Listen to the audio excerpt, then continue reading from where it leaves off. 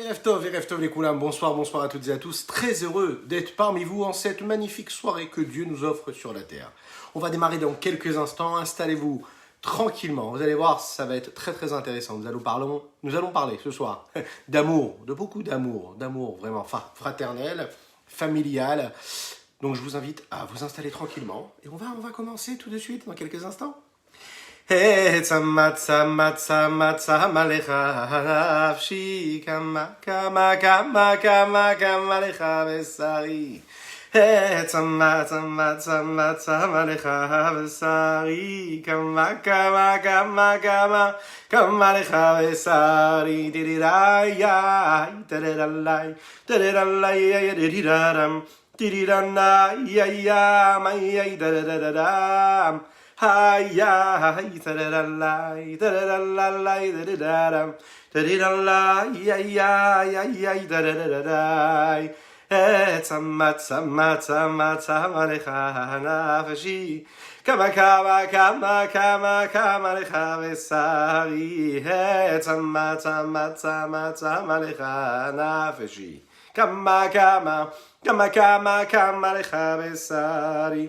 Ay, ay, tadadalai, tadadalai, tadidaram, tididalai, ay, ay, ay, tadadadam, tadidai, tadadalai, tadadalai, tadidaram, tadidalai, ay, ay, tadadadai. Tzama, tzama, tzama, tzama lecha nafshi, kama, kama, kama, kama, kama lecha besari. Tzama tzama tzama tzama lecha nafshi kama kama kama kama kama lecha besari diridai diridalai diridalai diridadam diridadam ayya ayya diridadam ayya diridalai diridalai diridadam diridalai ayya ayya diridadai. Tzama tzama tzama tzama lecha nafshi kama kama kama kama kama lecha besari. Tzama tzama tzama tzama lecha nafshi kama kama kama kama kama lecha besari. Ay ay tadadalai tadadalai tadidadam tididala ya ya tadadadam. Erev Tov Laurent, comment vas-tu? Bonsoir à toutes et à tous, on va démarrer dans quelques instants, c'est-à-dire maintenant. Oui, nous allons parler d'un sujet très importants ce soir. Nous sommes dans notre foyer, notre magnifique foyer juif. Oui, oui, c'est une demeure pour Dieu, ici-bas. Et précisément notre foyer, puisque le monde, c'est une demeure pour Dieu, ici-bas. C'est ce qui lui permet de résider, de rayonner, d'exister, de prendre corps, de prendre vie. Exactement, quand chacune et chacun d'entre nous, nous dévoilons la vitalité divine qu'il y a dans chaque élément de la nature, dans chaque événement de notre existence, dans chacun de nos traits de caractère, dans chacune de nos pensées, dans chacune de nos paroles et dans chacune de nos actions. Donc très important de savoir cela. Et oui, et c'est un édifice éternel et saint et pur qu'on est en train de construire. Comment? Grâce à tous ces enseignements que nous apprenons tous les jours. Tous les jours, on apprend des enseignements ensemble à travers cet édifice éternel que l'on va réussir à construire, à bâtir, parce que c'est important, parce qu'il faut, et parce que c'est maintenant que cela se passe, c'est tellement important qu'il faut le faire, le vivre de cette façon-là. Oui, il faut absolument le vivre de cette façon-là. Comment? Eh bien, en faisant en sorte que chacune de nos actions, nos paroles et nos pensées soient dirigées vers cela. Donc je vous souhaite une excellente soirée. Erev Tov les Koulam, bonsoir à toutes et à tous, ceux qui nous rejoignent, oui, maintenant sur les différents réseaux, Chazak, Erev Tov, mais également ceux qui vont voir ce cours-là en replay. On me dit, voilà, dans d'autres continents, eh bien, comment on dit, good evening. Et si c'est le matin que vous allez voir ce cours-là, ou bien qu'il soit déjà le matin, eh bien, comment on dit, good morning. Oui, bon, je ne sais pas si l'accent est bon. En tout cas, je vous souhaite un excellent Lechaim, très grand Lechaim à chacune et chacun d'entre vous. Je vous rappelle que ce soir, nous étudions également les Ilui Nishmat, notre cher Shamash adoré, et des synagogues parisiennes, notre cher Hazar Ben Chaim Vechaya, que chaque mot que nous allons prononcer ce soir puisse être dirigé par les bonnes intentions célestes de sainteté et de pureté, et qu'elle puisse apporter à cette âme-là une tranquillité, et puis une élévation, Be'ezrat Hashem. Lechaim. Alors oui, je sais ce que vous vous dites. On est en train de parler d'amour, de haine, et puis on garde le sourire. Ah ben bien sûr, vous imaginez bien. Enfin, c'est pas le genre de la maison de ne pas être joyeux. En tout cas, on s'efforce à l'être, puisqu'il n'y a que cette simcha-là qui peut. Et surtout, il faut dire la vérité, aujourd'hui nous sommes le Chaf du mois de Kislev, on est encore dans la fête du Yutet de Kislev, la célébration de la libération du Admor Zaken, le Rabbi Shneur Zalman de Liadi. Donc vous êtes d'accord avec moi, on ne peut pas ne pas être heureux, joyeux comme il faut. Donc c'est important de le savoir, et on le vit de cette façon-là. On va s'installer tranquillement, on va essayer de raconter une belle histoire ce soir aussi, avec Ezrat Hashem, des rebondissements. Nous allons le voir. Mais attention, hein, je compte sur vous. Il va falloir tenir comme il faut et bien comme il faut suivre ce cours-là. C'est important. Nous allons parler d'amour, nous allons parler de haine. Pourquoi d'amour et de haine? Ah oui. En fait, il s'agit d'amour et de haine parce que vous savez que dans une famille, parfois, il y a de la haine. Parfois, il y a de l'amour. Et parfois, cette haine-là est en train de cacher de l'amour. Et parfois, cet amour-là, il faut aller le chercher. Il est tout au fond de nous. Et il y a, on sait, ces guerres fratricides. Il y a ce que l'on voit dans notre paracha de cette semaine. Vous savez, ce sujet-là. Il s'agit de quoi? De Yaakov et de ses enfants. Yosef et ses frères. Quel drame, mais quel tragique, cette histoire. Et la paracha qui nous est contée. Mais on va voir qu'en réalité, il y a différentes lectures à ce qui s'est vraiment passé à travers notre histoire. L'histoire de notre peuple, qui est en réalité un repère pour chacune et chacun d'entre nous. On apprend, cela nous enseigne et nous permet de comprendre véritablement comment se comporter, comment déceler, comment voir la lumière dans ces zones d'ombre qui nous constituent aussi parfois. Oui. Vous savez, c'est l'histoire d'une synagogue. On est en plein milieu de la lecture de la Torah, pleine Kriyat Torah, quand tout à coup, le Baal Koré, celui qui est en train de lire la Torah, est en train de lire l'histoire de notre paracha, l'histoire de Yosef et ses frères. Joseph et ses frères. Oui, les frères de Yosef décident de le tuer, de le vendre. Yosef, leur frère, leur petit frère, ils décident de le vendre. On a tous des frères, Baruch Hashem, vos sœurs. Oui. Vous imaginez un petit peu ce que cela veut dire? Vendre ou tuer? Qu'est-ce que c'est que cette histoire-là? Quelle est la lecture de cette histoire-là? Et donc, le Baal Koré, celui qui lit la Torah, est en train de lire et raconter ce qui s'est passé dans cette histoire-là de la vente de Yosef. Et puis, il est en train de chanter comme il faut. Tout le monde écoute ça avec sérieux. Quand tout à coup, on entend un pleur qui vient du côté des dames. Oui, du côté des dames, on entend un pleur, des sanglots. Et là, plus ça avance dans l'histoire de Yosef, et plus le sanglot grandit, évolue.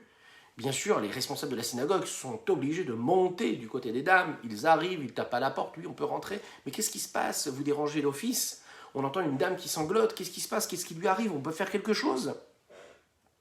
Et là, elle répond, elle dit, mais le pauvre Yosef, vous imaginez le pauvre Yosef, ce qu'il a enduré? Vous imaginez un petit peu ses frères? Mais comment ses frères ont pu faire cela? Comment ses frères ont pu vouloir le tuer? Leur propre frère. Donc en fait, elle se met à pleurer.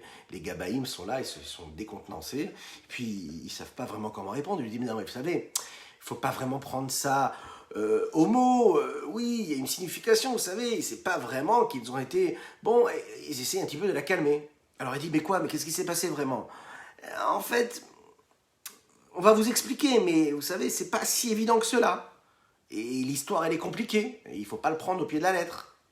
L'année d'après, la même paracha de Véché, voilà, que cette dame-là se fait belle, elle se présente à la synagogue, et puis pendant l'office, encore une fois, le Baal Koré, celui qui lit la Torah, se met à raconter, à lire cette Torah-là, raconter l'histoire de Yosef et de ses frères. Et là, cette fois-ci, on voit qu'elle se met à crier, elle ne pleure plus, elle crie. Tant pis pour lui, il aura bien mérité, tant pis pour lui, il aura bien mérité. Bon, entre-temps, en réalité, il y a une année qui est passée. On ne sait pas réellement ce qui s'est passé pendant cette année, mais peut-être qu'elle a un petit peu plus pris connaissance de cette histoire-là, c'est-à-dire de Yosef. Pourquoi est-ce que Yosef, il a inspiré autant de haine auprès de ses frères? Est-ce qu'il est responsable de cette haine-là? Est-ce que nous, dans nos foyers, on a, ou aussi, que ce soit dans notre couple, je l'espère le moins possible, mais parfois des sentiments de détestation, de haine, d'éloignement qui se créent par les événements de l'existence? Parfois, nous avons des beaux-parents qui peuvent aussi installer comme ça ce sentiment-là, qui peuvent, par ennui parfois, par mégarde, par comme ça, par omission, installer comme ça un climat qui peut être parfois négatif, oui, qui peut créer de la détestation, qui peut parfois créer même de la haine, malheureusement. Comment faire pour se sortir de ça? Parce qu'on sait que ça gangrène parfois un couple. Et comment faire que que chez nos enfants ne se passe pas également la même chose? À savoir que ce sentiment de haine ne se développe pas. C'est quelque chose qui peut exister, qui peut être terrible. On le sait, dans des familles, il y a des frères, malheureusement, que Dieu nous en préserve, qui ne vont pas se parler. Ça arrive, dans tous les foyers, ça arrive. Et on voit qu'en réalité, cette Torah, qui est une Torah de vie, qui est là pour nous apprendre des enseignements dans notre comportement de tous les jours, dans cette paracha, ce tragique est présent. Oui, oui, c'est une histoire dramatique. Yosef, qui est détesté, qui est jalousé par ses frères, et ils vont décider de le tuer, de le vendre. Et pendant de longues années, ce petit enfant-là va être écarté complètement de son père-là. Alors, première question qu'on va se poser, c'est pourquoi est-ce que ses frères ont décidé de le tuer, de le vendre? Pourquoi faire quelque chose d'aussi grave? Ça peut faire rire parfois, cette histoire. On se dit, mais qu'est-ce que c'est que cette histoire-là? Et puis, de l'autre côté, pourquoi est-ce que Yosef n'a pas fait attention? On sait que Yosef, plus tard, il va devenir le second du roi d'Égypte. C'est lui qui va sauver l'Égypte de la famine, mais pas seulement l'Égypte, il va sauver un continent énorme. C'est-à-dire que les pays entiers venaient, c'était la famine, et venaient chez eux, en Égypte, pour pouvoir profiter des stratagèmes et de l'intelligence que Yosef avait eu et du flair dont il avait fait preuve. Donc on voit que Yosef, en réalité, c'est pas n'importe qui. Comment Yosef a pu se laisser avoir comme ça et se laisser vendre par ses frères, se laisser avoir, se laisser capturer? Qu'est-ce qui s'est passé dans cette histoire? Avant de commencer à ces questions-là, on va essayer de raconter un petit peu l'histoire. En fait, l'histoire de Yosef, c'est quoi? C'est l'histoire d'un homme, tout simplement, gentil comme tout. Yeled Zekunim, c'est un enfant qui naît dans les années assez avancées de ses parents. C'est l'avant-dernier enfant. Il y en a eu juste avant lui. Il se présente. Et donc cette histoire-là raconte que cet enfant-là qui vient après les 10 garçons qui le précèdent, il est beau, il est intelligent, il est malin, il réussit tout ce qu'il entreprend, et on sent qu'il a quelque chose en lui, il a une force particulière. Bon, bien sûr, ce qui est très très important aussi, ce qui nous concerne ce soir, c'est qu'il est aimé. Il est aimé par ses parents. Bon, sa mère, malheureusement, elle ne va pas rester longtemps vivante, mais surtout son père. On sait que Yaakov aimait énormément Yosef. Alors c'est un cours qui peut faire mal ce soir. On est tous parents, en tout cas Bezrat Hashem, pour ceux qui vont l'être, Bezrat Hashem très rapidement, on vous le souhaite très rapidement. Et si vous voulez souhaiter un Mazel Tov, des belles bénédictions à vos proches, je vous invite à liker, à commenter, mais également à partager, c'est important. On est ensemble ce soir, et c'est par votre mérite qu'on est là. Donc je vous invite à partager cette publication, partager ce cours afin de faire profiter encore et encore d'autres personnes.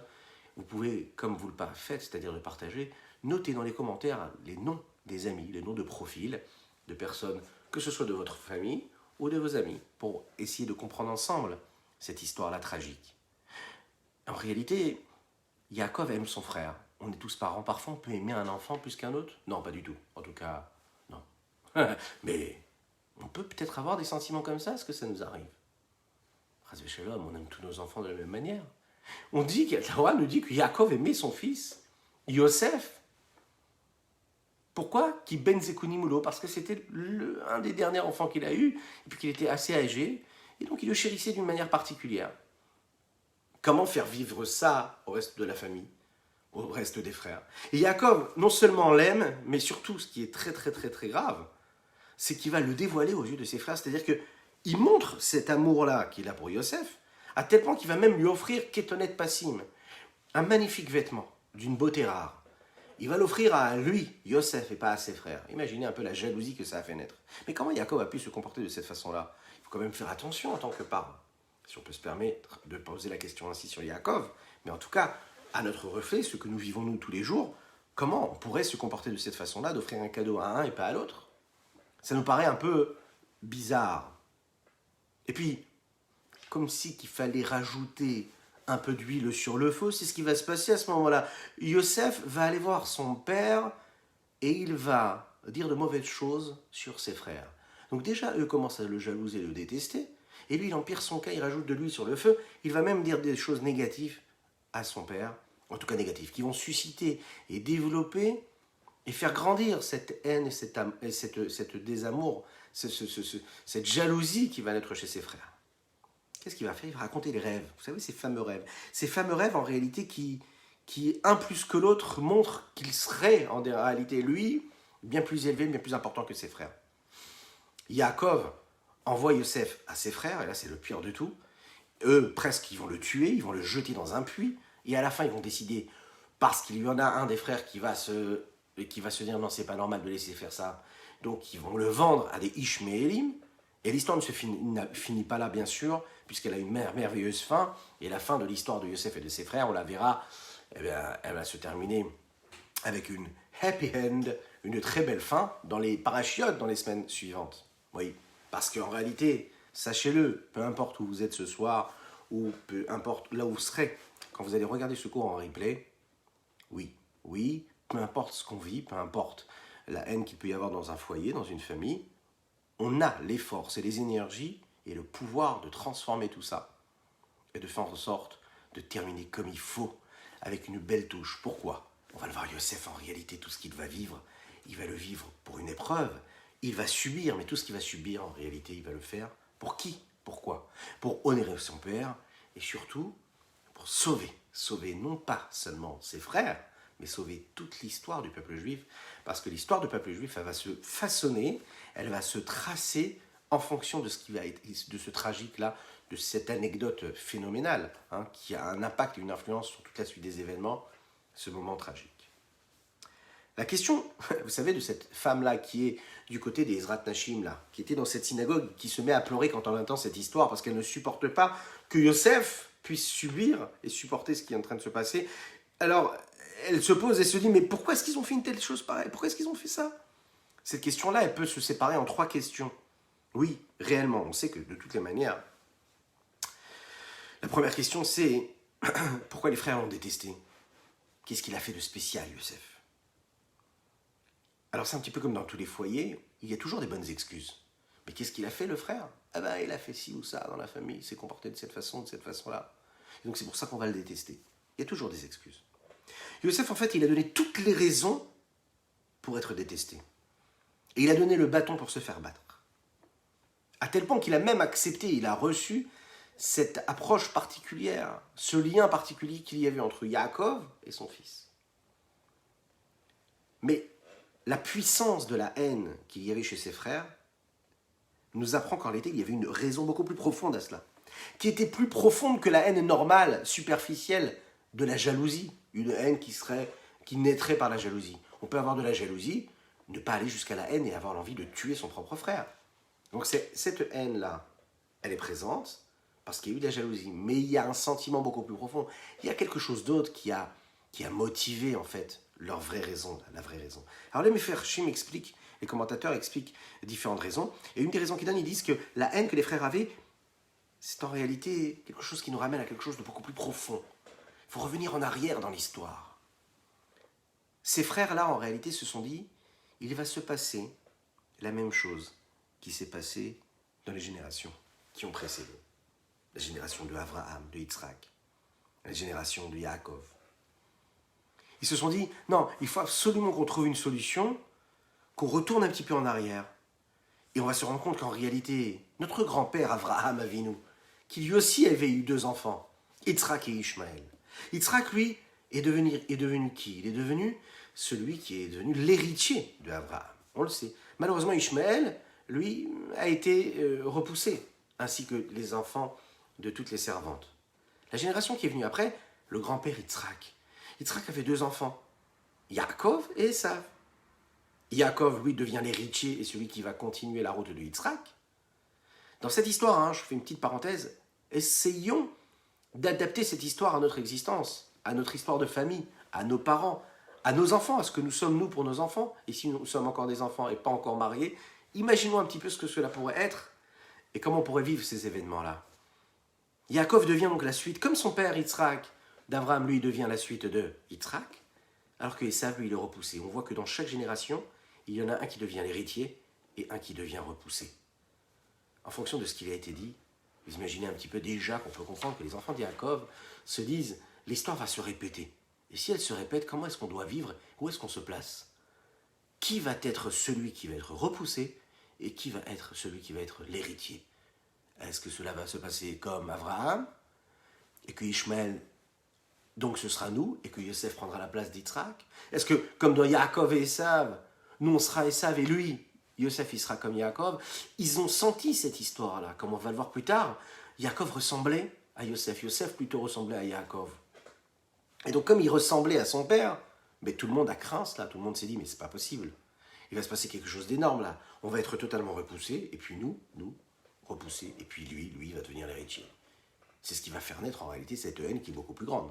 On va le voir tout de suite. Alors il y a différentes façons de voir cela. Vous savez, il y a une façon de voir les choses qui est terrible. C'est de se dire nous on est au centre, et puis il y a les autres qui sont dans l'ombre. Et eux ils se disent non, nous on n'a pas envie de vivre dans l'ombre. C'est sympathique l'ombre, mais la lumière c'est quand même meilleur.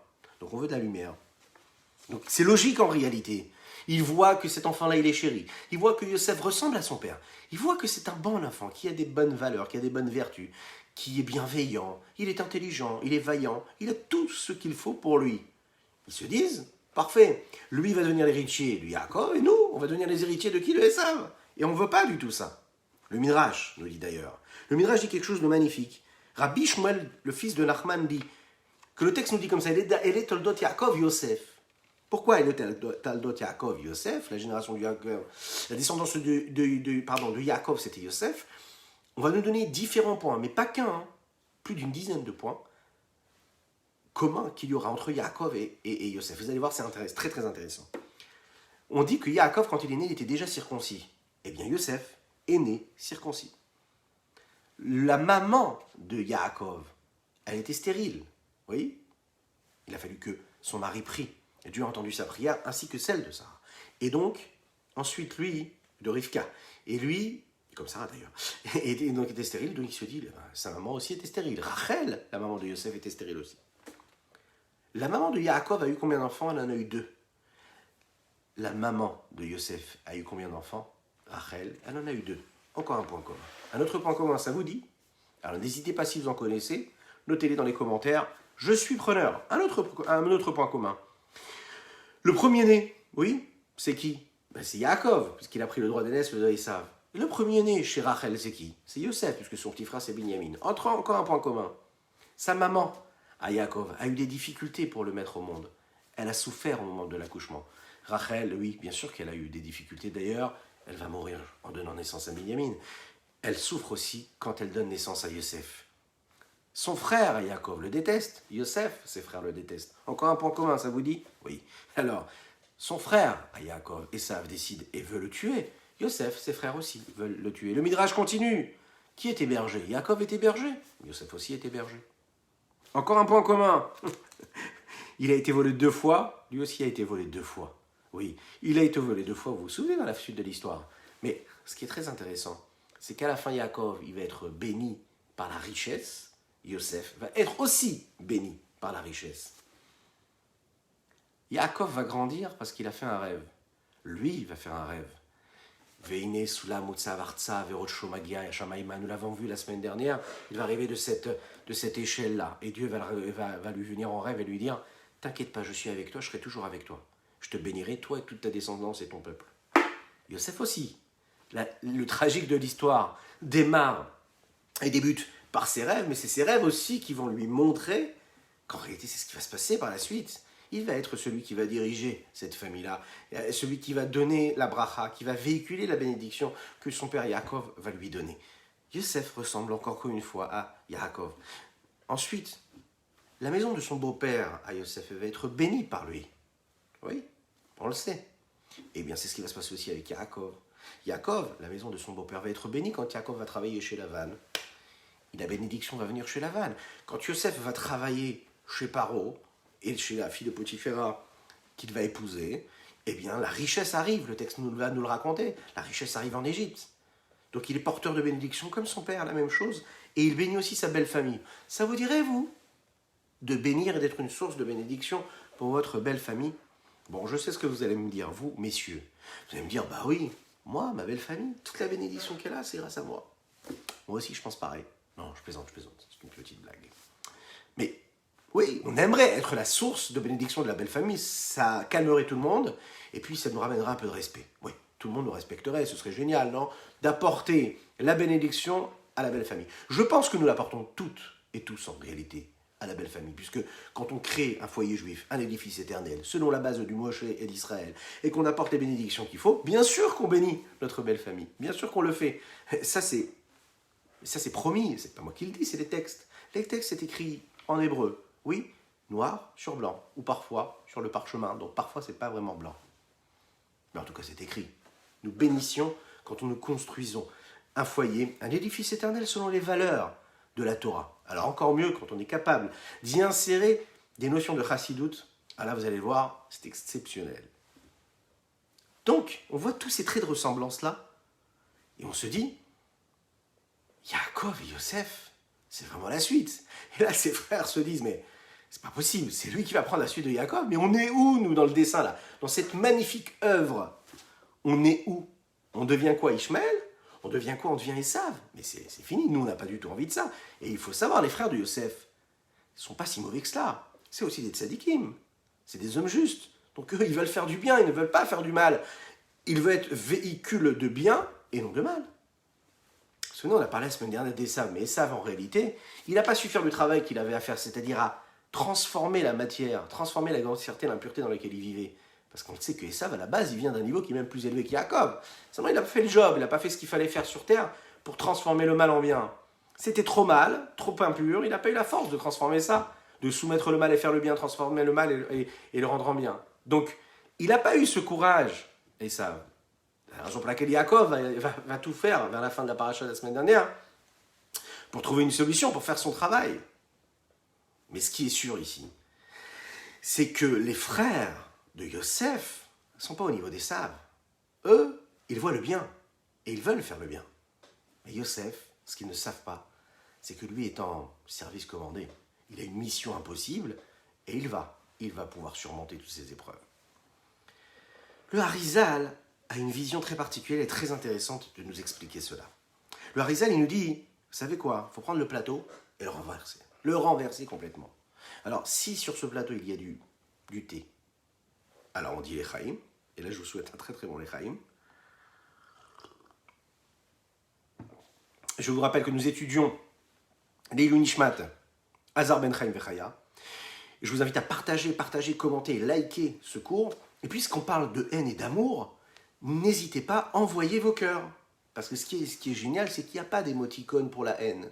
Non, enfin si, non, d'énervement. Mais non, envoyez des cœurs, envoyez des likes, c'est important. Et puis partagez cette publication, je compte sur vous. Il dit quoi le Harizal? Le Harizal, il dit que ce plateau-là, il faut le renverser. Ça veut dire quoi? Il dit qu'il faut voir les choses complètement différemment. Lui, il dit comme ça. En fait, les frères de Yosef, eux, se disaient que de ce travail-là d'impureté et de pureté, des forces négatives et des forces positives, des forces de la sainteté et des forces de l'inverse de la sainteté, eux, ils font partie de l'autre côté. Et donc, ils se disent, non, on ne va pas se laisser faire. Non, on ne veut pas être les déchets. On ne veut pas être Ishmaël, on ne veut pas être Esav. Donc ils vont tout faire pour trouver une solution. Et qu'est-ce qu'ils vont décider de faire? De le vendre. Ils vont vendre Yosef. Donc on a compris quel était le moteur de leur détestation, de leur haine. C'était une haine qui n'était pas juste de la jalousie, mais qui avait une raison profonde.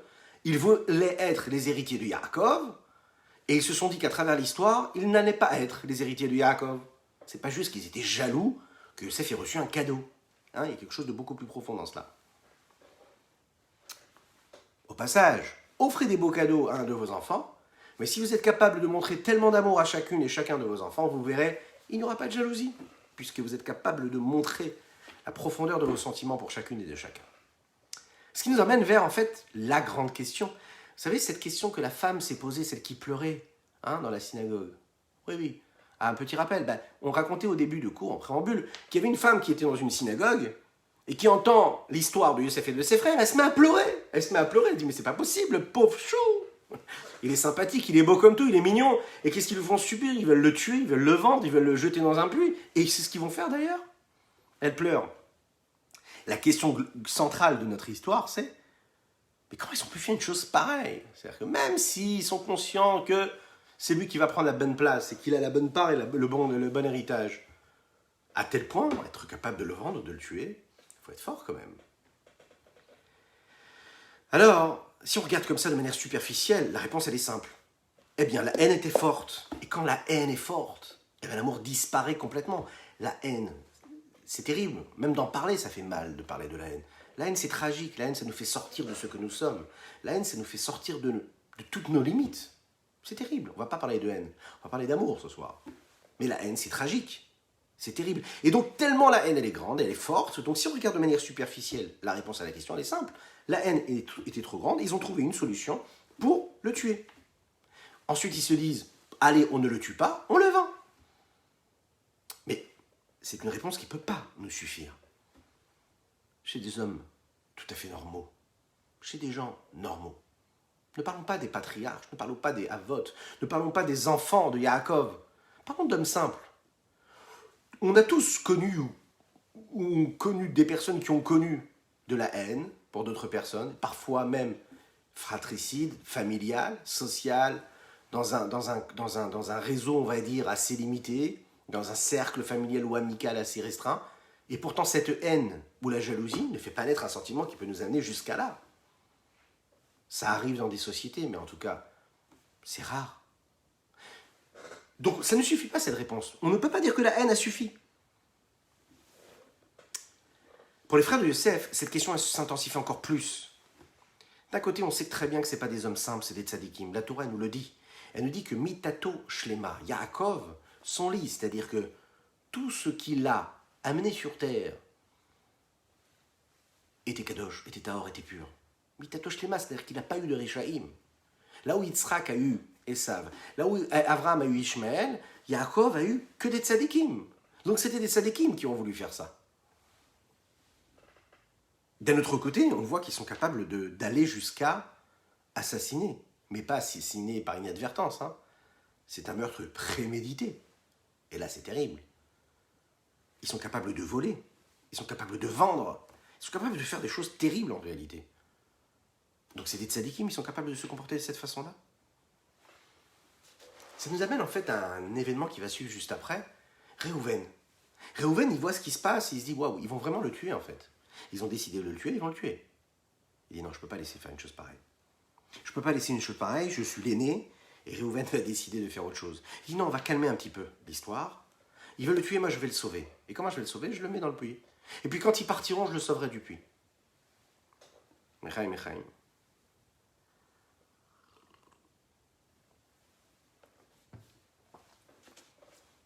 La question qui se pose ici, on sait que c'est un puits, et que dans ces puits-là, il y avait des serpents. Un puits dans lequel il y a des serpents. Comment Réhouven veut sauver Yosef en le jetant dans un puits dans lequel il y a des serpents? S'il n'y a pas d'eau, c'est qu'il y a des quoi? Il y a des serpents, donc ils peuvent le tuer. Alors comment ça se fait que tu le laisses dans cet état-là? Alors on sait que quand un puits est vide, c'est qu'il est très plein. Il est plein de quoi? De l'inverse de ce qu'il doit être plein. Il est vide d'eau, mais il est plein d'autre chose, de tout ce qui est l'inverse. Donc Réhouven, en réalité, il prend Yosef et il le jette en fait mais dans une situation même qui est encore plus grave, qui peut être même très difficile à vivre. Il le met dans un puits, et il sait très bien que dans ce puits-là, il peut y avoir tout l'inverse du positif. Il n'y a que du négatif. Donc pourquoi est-ce qu'il fait ce choix, Yosef? Et Réhouven, s'il veut sauver son frère? La preuve à cette question, enfin, ce qui intensifie cette question, c'est que le texte nous dit quoi? Il dit, je vais le mettre dans le puits, les ma'anan silotomi adam, les hachivo el aviv, afin de le sauver des mains de ses frères, et ensuite de le ramener à son père. Mais si tu veux ramener Yosef à ton père, dans ce cas-là, tu choisis autre chose. Tu le mets dans une petite grotte, tu le caches derrière un buisson, mais tu ne le mets pas dans un puits. Alors, il y a différentes façons d'expliquer ça. Le Ramban Nachmanide explique que Réhouven, en fait, en réalité, ne savait pas que dans ce puits-là, il y avait des serpents. Pourquoi? Parce que les serpents se sont cachés. Bon. Donc, il s'est dit, puisqu'il n'y a pas de serpent dans ce puits-là, on va le jeter dans ce puits-là. Le Zohar à Kadosh nous dit qu'en réalité, Réhouven savait vraiment qu'il y avait, non pas que des serpents, mais des scorpions, qu'il y avait vraiment toutes sortes de bêtes terribles. Mais il a quand même voulu mettre Yosef devant ce danger-là, et il a préféré qu'il soit face au danger des serpents que face au danger de ses propres frères. Imagine un petit peu le tragique de cette histoire-là. On est face donc à des frères qui veulent vraiment du mal à Yosef. Alors frères, ils lui veulent du mal. Pourquoi? Le Zohar nous dit qu'en fait, le danger des frères était beaucoup plus grand que le danger des serpents. Le danger des puits n'était rien à côté du danger des frères. Le Ora Chaim Akadosh, Rabbi Chaim Ben-Attar, lui, il ajoute et complète, si on peut dire ainsi, les paroles du Zohar, et il dit que, en réalité, les hommes en général sont... c'est ce qui nous différencie de toutes les autres créatures du monde, que ce soit le minéral, le végétal, l'animal, c'est qu'on a le libre arbitre. Le libre arbitre, c'est le libre choix. Choisir, on peut ou ne peut pas. On peut décider de faire ou de ne pas faire. On peut choisir d'agir bien ou mal. On a le choix de tout faire. Et donc, comme on a le libre arbitre, écoutez ça, c'est très fin, c'est ce qui peut en dire long sur la société dans laquelle nous vivons. Étant donné qu'on a un libre arbitre, on a donc la possibilité de faire du mal à son prochain. En fait, en réalité, si vous regardez bien, les minéraux, les végétaux et même les animaux ne cherchent pas à faire du mal à leur prochain. Un animal qui va aller tuer un autre animal, c'est pour tout simplement ou se protéger parce qu'il y a un danger pour sa survie, ou parce qu'il a besoin de se nourrir. Et que le monde a été créé de cette façon-là, où cet animal va aller tuer cet animal pour pouvoir se substanter. Le végétal, le minéral, ne fait de mal à personne. Ils font tous une seule chose, la volonté de Dieu. Instinctivement, ils obéissent au système qui a été créé par Dieu et voulu par Dieu. Les seuls qui sont capables de faire du mal, ce sont les hommes. Et qu'est-ce qui fait qu'ils sont capables de faire le mal? C'est parce qu'ils ont le libre arbitre. Autrement dit, le libre arbitre, c'est ce qui nous permet de faire les plus belles choses, celle du choix, qui nous donne cette prétention-là de penser qu'on est au-dessus même de la nature, parce qu'on a le pouvoir de décision, on a l'intellect qui, lui, est capable de décider, de réfléchir, de comprendre, d'analyser, de remettre en question ce que nous vivons, ce que nous voyons. Mais attention, le danger, il est là. C'est que ce libre arbitre, c'est ce qui motive souvent le mal que les hommes sont capables de faire sur Terre. C'est le Rabbi Chaim Ben-Attar qui donne cette petite précision sur laquelle le Rabbi de Lubavitch va s'immiscer. Et il va entrer, il va nous dire, regardez un petit peu la grandeur de Réhouven. Là, on pourrait y voir une mégarde, une erreur. Le Rabbi y voit une grandeur. Dit le Zohar nous dit qu'en réalité, l'esprit chassidique qu'il avait Réhouven à cette époque, c'est qu'il a voulu sauver Yosef de ses ennemis, de ceux qui le détestaient. Il a préféré les donner à des animaux qui, eux, n'ont pas de libre arbitre. Et comme ils n'ont pas le libre arbitre, écoutez, c'est magnifique, je trouve ça, mais d'une beauté phénoménale. Je ne sais pas ce que vous en pensez. Le rabbi nous explique que Réhouven était un tzaddik, parce qu'il se dit, si je le laisse dans la main d'hommes, à savoir de mes frères, qui, eux, sont dotés d'un libre arbitre, ce libre arbitre fait que l'homme fait du mal. Donc, ils vont lui faire du mal. Alors que les animaux, eux, n'ont pas de libre arbitre. Ils font quoi? La volonté de Dieu. Et lui, Réhouven, sait que la volonté de Dieu, c'est que tout se passe bien pour Yosef. Donc il se dit, je vais le mettre dans les mains des animaux, afin que les animaux, eux, comme ils ne voudront pas faire du mal à Yosef, ne vont pas lui faire du mal. Et donc eux vont le sauver. Donc en réalité, ce sauvetage-là de Yosef, du danger dans lequel il était, elle est venue de Réhouven. Et Réhouven avait vu bien les choses. C'est quelque chose de magnifique de voir les choses de cette façon-là. Et donc Réhouven va être sauvé par rapport à ça. Et grâce à cela. Ce qui nous emmène en réalité à une autre question. Pourquoi est-ce que Yosef, lui, n'a pas fait attention à cela? Pourquoi est-ce que Yosef ne s'est pas mis dans une situation un peu moins embarrassante, à savoir de ne pas raconter ce rêve-là? Le Ora Chaim nous explique que Yosef savait qu'il y avait en réalité une mission. Il avait une mission sur Terre. Et qu'il fallait absolument qu'il raconte ça, qu'il partage avec les autres, qu'il partage avec les hommes, qu'il partage avec ses semblables, les raisons pour lesquelles, et c'était très très très important, je mets donc à charger, excusez-moi, voilà, c'est parfait comme ça. Il savait également qu'il y avait une raison à tout. Il savait qu'il fallait qu'il fasse cette chose-là, ça veut dire quoi? Il savait qu'il était nécessaire de vivre ces épreuves-là, et qu'il fallait qu'il raconte ces rêves-là. On aura l'occasion, Bezrat Hashem, de se pencher également sur cette notion-là. Pourquoi est-ce que Yosef va raconter ses rêves? Pourquoi est-ce qu'il va empirer son cas? Pourquoi est-ce qu'il va se mettre dans une situation difficile? Quoi qu'il en soit, on sait que Yosef, à ce moment-là, il est en train de vivre quelque chose de réel, un danger véritable. Le Ramban nous dit qu'en réalité, Yosef savait qu'il rentrait dans un danger, mais il savait aussi qu'il fallait absolument qu'il transmette un message à ses frères. Et le message qu'il voulait transmettre, c'est comment c'est important de respecter et d'honorer son père, d'honorer ses parents. Yosef, s'il va partir, c'est parce que son père lui demande de partir et d'aller voir que deviennent ses frères. Yosef, il ne décide pas tout seul d'aller à la rencontre de ses frères. Yosef, il sait que ses frères désirent et souhaitent le tuer. Pourquoi est-ce qu'il va voir ses frères? C'est parce que son père lui demande. Et donc, en réalité, Yosef est en train de passer un message à ses frères et leur dit, regardez, je sais ce que vous êtes capable de faire, je sais ce que vous voulez faire de moi. Je sais, je connais ce guet-apens, il m'attend. Mais je sais autre chose, que mon père m'a demandé quelque chose, et que je dois respecter la volonté de mon père. Si mon père m'a demandé, au risque de ma vie, d'aller vous chercher et de savoir ce que vous devenez, eh bien je réalise sa mission. Oui, mais ça va à l'encontre de tout ce que j'aime sur Terre. Ça va à l'encontre de tout ce qui est important pour moi sur Terre. Ça va à l'encontre de ma vision. Ça va à l'encontre de ma remise en question. Ça va à l'encontre même de ma propre vie, parce que j'ai l'impression que je vais trouver la mort, Chas v'chalila, à ce moment-là. Mais comme mon père m'a demandé de le faire, ben je le fais. Il m'a demandé de vivre ça, je le vis. Il m'a demandé d'aller là-bas, je le fais. Et de cette façon-là, je suis en train de montrer quoi? Je montre à mes frères, je montre à Dieu que je respecte cette volonté-là. Et donc Yosef, il n'y va pas parce que lui, il a envie d'y aller et qu'il a envie de se mettre dans un danger. Non, il y va parce qu'il respecte son père.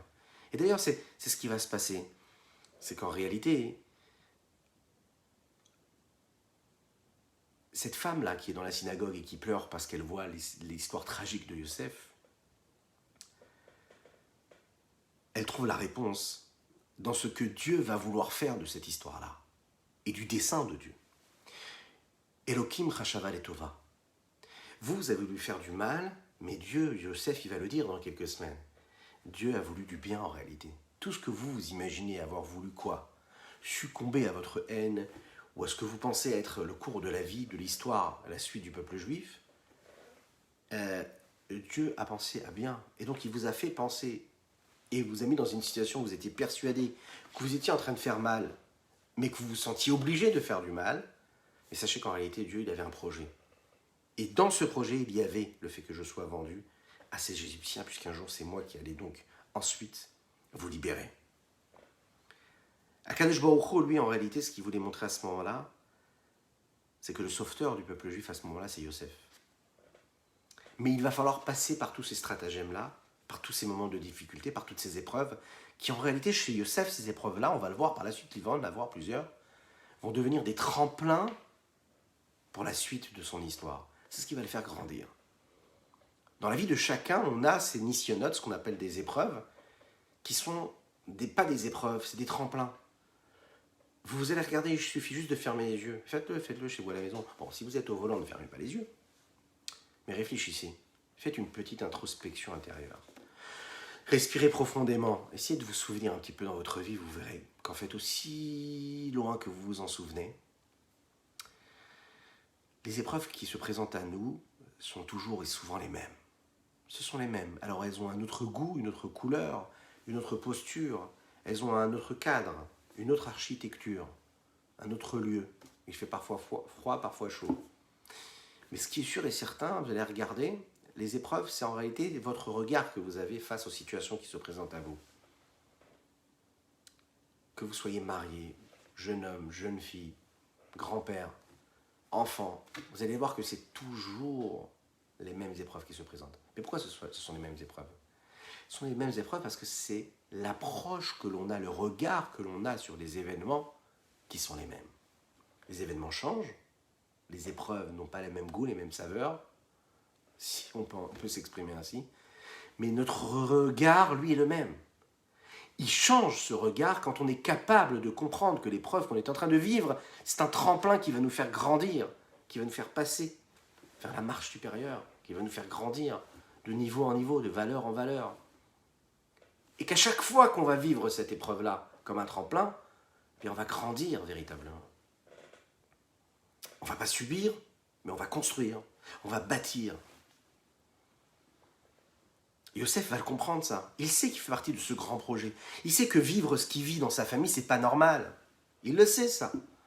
Il sait que c'est semblable, le milieu social dans lequel il vit, il y a un problème, c'est pas normal tout ça. Mais il sait aussi qu'en réalité, quand il va se jeter, ce qu'on pourrait dire dans cette gueule de lion là, il est conscient qu'il est en train de créer son futur. Il sait ça. Il pourrait tout simplement se dire non, j'y vais pas, je ne vais pas me mettre en danger. Mais c'est qu'il doit passer cette épreuve. C'est son regard et l'approche qu'il va avoir sur l'événement qui va transformer l'événement et qui va lui faire prendre énormément de niveau. Quand il va rêver, Yosef, c'est pas lui qui rêve. Il ne rêve pas de sa propre volonté. C'est ce qu'on appelle à ce moment-là un Ruach HaKodesh. C'est un esprit de sainteté qui s'est emparé de Yosef et que, en réalité, quand il va rêver de cela, c'est Dieu qui s'exprime et qui lui dit qu'est-ce qu'il doit faire, comment est-ce qu'il doit vivre. Et quand il raconte ça à Yaakov et que Yaakov, Aviv, Shamar et Tadavar, Yaakov, il devient complice avec Yosef. Qu'est-ce que ça veut dire qu'il devient complice? Vous avez déjà raconté un secret à vos papas, à votre papa ou à votre maman? Ça peut nous arriver, oui. Un secret, quelque chose que l'on partage uniquement avec son père ou sa mère et que les autres frères et sœurs ne le savent pas. Ça peut nous arriver. Alors ça peut attirer de la jalousie. Ouais, on peut sentir là tous ces mots qu'on sent qu'il y a mais qui ne sont pas assumés. Mais Ve'aviv, Shamar et Tadavar. Le père ou la mère, ils savent parfois qu'il faut savoir se taire, écouter ce qu'un des enfants a à dire, et que le fait d'écouter, c'est quelque part l'aider à vivre l'étape, l'épreuve qu'il est en train de franchir. Ve'aviv, Shamar et Tadavar, c'est que Yaakov, il sait que les rêves que Yosef a fait, c'est pas juste des rêves insignifiants. Baruch haba, mon ami Yoni, Erev Tov à tout le monde, Eli ici également. Il sait vraiment, véritablement, Yaakov, que c'est un roi HaKodesh et que c'est un esprit saint qui a fait que Yosef a fait ces rêves-là. Et donc, Ve'aviv, Shamar et Tadavar. C'est pour ça que Dieu fait en sorte que Yaakov, lui aussi, garde le secret. Donc on comprend qu'en réalité, tout ça, ça n'est pas une situation, comment dire, une simple coïncidence. Oh, il a rêvé de ci ou de ça. Oh, il a rêvé de belles épis de blé, et puis il y en a une qui est plus grande que d'autres. Waouh, magnifique. Non, pas du tout. C'est pas une coïncidence. Ça n'est pas un hasard. Tout cela est bien voulu. La Hashgacha Pratit, la providence divine qui dirige chacune de nos pensées, de nos paroles, de nos actions, chacune et chacun des événements qu'il y a dans ce monde-là. La petite feuille qui se pose quand elle fane et qu'elle tombe et qui avance et qui roule. Vous connaissez la fameuse histoire du Baal Shem Tov. Chaque élément de la nature a sa fonction, il est là pour quelque chose. La leçon que l'on peut prendre ici, c'est quoi? C'est que chaque événement qui nous arrive, un sentiment de haine ou un sentiment d'amour, est là pour faire naître le sentiment qui va suivre de ce que l'on ressent. Si à un moment de notre existence, on a toutes les excuses pour avoir un sentiment de haine qui se développe en nous, il faut savoir que ce sentiment de haine, nous l'avons parce que nous avons un regard et une approche sur ce qui est en train d'arriver, et que nous décidons d'utiliser la haine et cette approche-là négative, malheureusement, même si on a toutes les excuses du monde pour avoir cette approche-là, et qui vont faire naître cette haine-là qui va chasser l'amour, qui va être destructrice, qui va faire naître de la jalousie, de la convoitise, un mauvais regard, un mauvais œil, terrible, qui va détruire parfois des familles entières, que Dieu nous en préserve.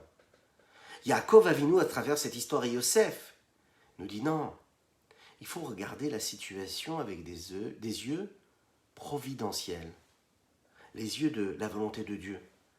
Qu'Hachem fait que si tu es arrivé dans une situation où tu as un sentiment de haine qui doit se développer en toi, ou bien que tu subis un sentiment de haine ou de jalousie, tu dois te dire que tu es bien plus fort et bien plus grand que tout cela. Et que si Dieu t'a mis dans une situation là, c'est qu'il veut en fait que tu t'en sortes grandi et qu'il y a une autre lecture à avoir. Qu'il y a un esprit saint qui dirige les pensées de cette personne-là qui a pu prononcer tel ou tel mot ou qui a attiré et attisé chez toi cette haine ou cet amour-là. Il ne peut pas y avoir de négatif. Cette providence-là, ce n'est pas un hasard. Ce n'est pas du tout des coïncidences, tout cela. Il faut savoir que tout vient véritablement parce qu'Akadosh Baruch Hu l'a décidé véritablement. Tout vient parce que Dieu a décidé véritablement. Il y a cette route-là, ce sentier. Et sur le côté de ce sentier-là, il y a un arbre. Alors cet arbre-là, il est magnifique. Il est beau, puissant, vaillant. Il a aussi des branches. Sur ces branches, il y a des feuilles. Quand tout à coup, une petite feuille toute fine, se détache. Elle se détache et elle tombe sur terre. Et elle va rouler, avancer. Le vent va la faire partir. Il y a à ce moment-là un tzaddik, un homme juste qui passe ici, s'étonne, il se dit « Mais où est-ce que tu vas? Pourquoi est-ce que tu vas? Pourquoi est-ce que tu cours? Où est-ce que tu cours comme ça? Tu roules sur toi-même, tu avances. Mais où est-ce que tu es en train d'aller? Est-ce que tu as un projet? Est-ce que tu as une fonction? Est-ce que on t'a donné l'ordre d'avancer comme tu es en train d'avancer, ma petite feuille? » L'histoire ne nous dit pas si elle était verte, si elle était jaunie, une feuille d'automne, ou non, on ne sait pas, plutôt d'hiver. À vous de voir, c'est vous qui décidez. Et voilà que la petite feuille répond au tzaddik au juste et lui dit « C'est pas moi qui décide en réalité.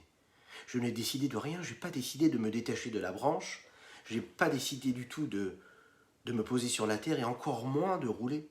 Et puis ça me demande beaucoup d'efforts d'avancer. C'est ce vent-là qui me pousse.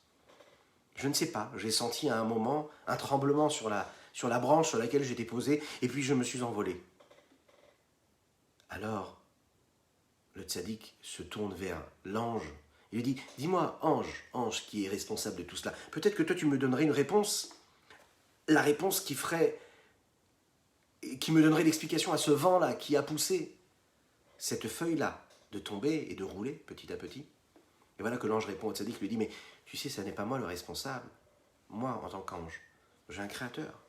Et puis ce créateur-là, qui est grand, qui est puissant, qui dirige tout le monde, qui dirige chacune et chacun d'entre nous, c'est lui qui m'a demandé, qui m'a dit, tu sais, dis au vent de pousser, et de pousser cette petite feuille, de se détacher de la branche. » Le Boréolam, le créateur, celui qui dirige ce monde-là, le tzaddik lui a dit, peut-être que toi, maître du monde, tu vas pouvoir m'expliquer pourquoi est-ce que tu as décidé et quelle est la logique dans cette histoire-là. Pourquoi cette petite feuille-là doit descendre, doit s'échapper, doit se détacher de cette branche-là. Cette petite feuille, pourquoi est-ce qu'elle a été envoyée sur terre? Elle se pose, et puis maintenant, elle va rouler. Elle ne sait même pas pourquoi elle fait tout ce qu'elle fait. Pourquoi demande-t-il au maître du monde. Et là, le maître du monde lui répond comme ça et lui dit, avec la grande bonté dont il sait faire preuve, baisse-toi, ramasse cette petite feuille, et tu vas dévoiler que derrière cette petite feuille, il y a un petit ver de terre. Un petit ver de terre qui est isolé, qui est posé, qui a du mal à respirer parce que le soleil tape fort aujourd'hui. Et puis en réalité, tu vas pouvoir te rendre compte que cette petite feuille, elle s'est posée sur ce petit ver afin qu'il puisse supporter la chaleur que le soleil est en train de poser sur lui. Elle est là parce qu'elle a besoin un peu d'ombre. Ce petit ver de terre profite de cette ombre-là que cette feuille-là est venue lui donner.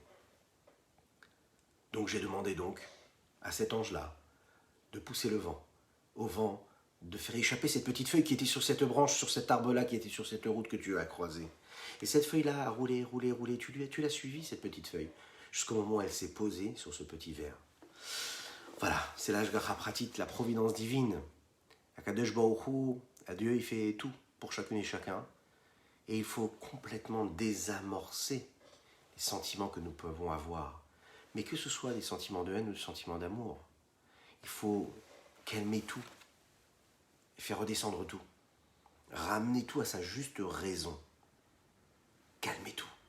Et puis quand on calme tout, on comprend qu'il y a quelqu'un au-dessus de tout ça. Le maître du monde qui dirige chacune et chacun de nos actes et de nos actions. Et que tout est pour le bien. Il faut juste y croire, imaginer. Yosef, ce qu'il a vécu, à côté de ce que nous vivons, c'est rien. Que Dieu vous bénisse et qu'il vous protège, qu'il inonde votre existence de bonté réelle, de grâce et de miséricorde.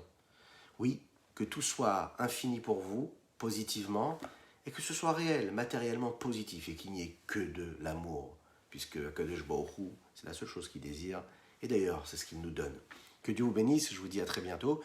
Je vous invite à partager, à liker, à commenter, je compte sur vous. Partagez avec vos amis, notez le nom de vos amis sur les commentaires ou de vos familles.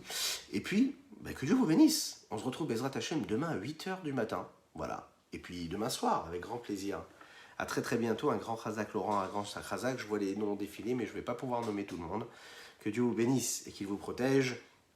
Et on se quitte en musique. Oui, parce qu'on est très très très heureux d'avoir ce que nous avons. C'est Hachem qui nous le donne. Ashreinu, Ashreinu, Amen v'Amen. Ashreinu, Matoi Chelgeinu, Ashreinu, Ashreinu, Matoi Chelgeinu. Ashreinu, Ashreinu, Ashreinu, Matoi Chelgeinu, Ashreinu, Ashreinu, Matoi Chelgeinu.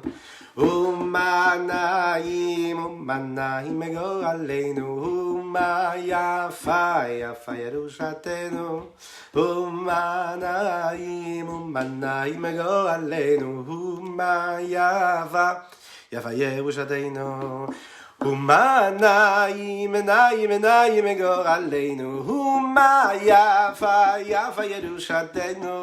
Umanaim, Naim, Naim, Ego Aleinu, Uma Yafa, Yafa Yerushatenu.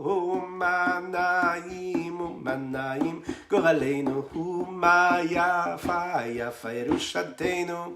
Umanaim, Umanaim, Ego Aleinu. Une belle bénédiction pour Dana Rachel Genouna Cohen. Uma Yafa, Yafa Yerushatenu. Je vous rappelle que nous avons étudié ce soir Leilou Nishmat Hazar Ben Chaya Vechaim. Que Dieu vous bénisse. À très bientôt.